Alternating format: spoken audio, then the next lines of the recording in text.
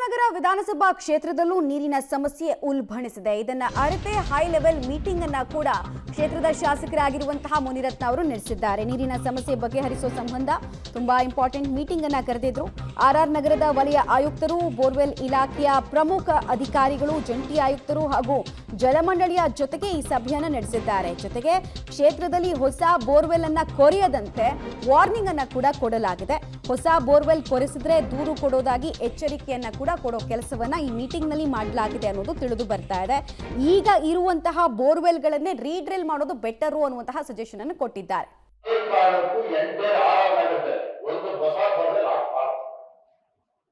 ಎಲ್ಲೆಲ್ಲಿ borewell dead ಆಗಿದೆ, ಎಲ್ಲೆಲ್ಲಿ ಪಂಪ್ ತೆಗೆದಿದ್ದಾರೆ ಅದನ್ನ